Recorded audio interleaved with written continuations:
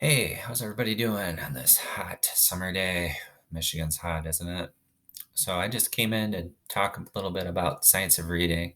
And I wanted to talk to you about a part of the science of reading that has really changed the way that I teach reading, and that's the simple view of reading. This study has been around for a long time, and it's been researched over and over again. It's always proven, never disproven. We know that reading is a very complex process, but this is a simple way to look at it, a simple view of reading. So you probably have seen this formula before. Decoding times language comprehension equals reading comprehension. And when I first learned about this, it was, webinars and research articles and books. They're always talking about simple view of reading. And I was like, all right, get on with the next thing. But actually, this is probably talked about, yeah, probably most definitely. It's talked about a lot because it's such an essential part of the whole idea of the science of reading. So, in order for students to get to that goal of reading comprehension, we need the students to be able to decode and have strong language comprehension. They need to be able to have a strong spoken language, and background knowledge needs to be strong. And their vocabulary skills have to be very strong as well. And if you can do these two things, you're most likely going to be able to comprehend text. So when I first read with students, this simple view of reading is always popping up in my mind, and I like see this and I use it to decide what I want to do next with my instruction. So that's why I wanted to kind of share this with you. So decoding involves phonological awareness, that ability to hear those sounds and manipulate sounds, onset rhyme, syllables. And then phonics is being able to have that ability to correlate those sounds with letters or groups of letters and know that sound could be a R controlled vowel, and being able to, um, match the letters with the sounds. And then we have this is great, the ability to instantly recognize a word.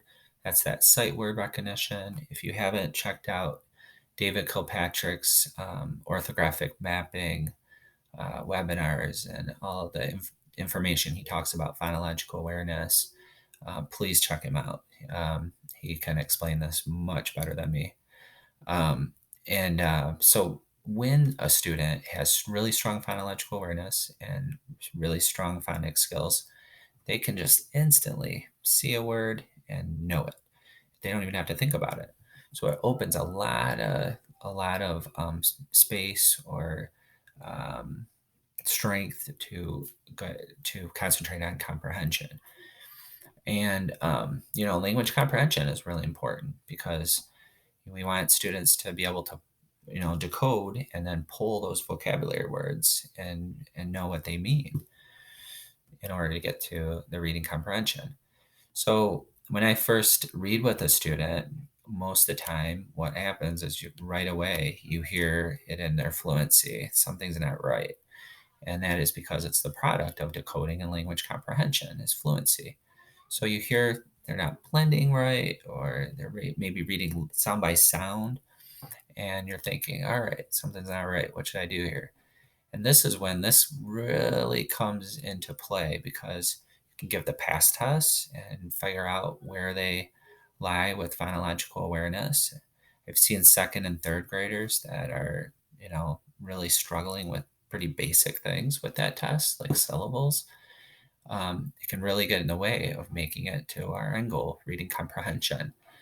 Or it might be a phonics issue. They might not know our controlled vowels. They might not know those letter patterns or vowel pairs. So when these are strong, though, then they start to just recognize those words, and the magic of orthographic mapping begins. Meanwhile, you want to pour on as much language comprehension as you can, content, science and social studies, reading to them, doing some vocabulary work and strengthening that. And then that will help with the decoding. So we want all our students to be able to comprehend. And I just think this is just a great picture to try to figure out what you want to do next.